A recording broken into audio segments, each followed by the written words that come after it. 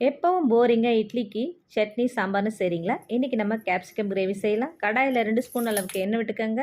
4 வெட்டிய வெங்காயத்தை இந்த மாதிரி க்யூபாக எடுத்துக்கோங்க. ஒரு குடை மிளகாவை சேர்த்துக்கோங்க.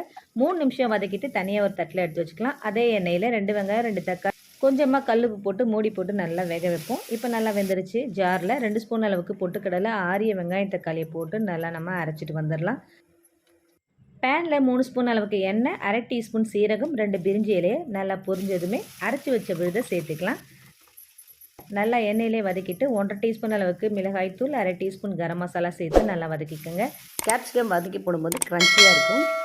1 டம்ளர் தண்ணி, 1/4 ஸ்பூன் அளவுக்கு மஞ்சள் தூள் சேர்த்துக்கோங்க. கூடவே கல்லுப்பு 1 டீஸ்பூன் அளவுக்கு சேர்த்துக்கலாம். மூடி போட்டு ஒரு 3 நிமிஷம் நல்லா கொதிக்க விடுங்க. குழம்பு நல்லா திக்கானதும் கசூரி மேத்தியை நல்லா க்ரஷ் பண்ணி சேர்த்துக்கிட்டு வதக்கி வச்சுருக்க கேப்சிகம் ஆனியன் சேர்த்துட்டு 2 நிமிஷம் அப்படியே நல்லா கலந்து விட்டுட்டு ஒரு துண்டு பட்டர் போட்டு ஸ்டவ் ஆஃப் பண்ணிவிடுங்க. நம்மளுடைய கேப்சிகம் கிரேவி ரெடி.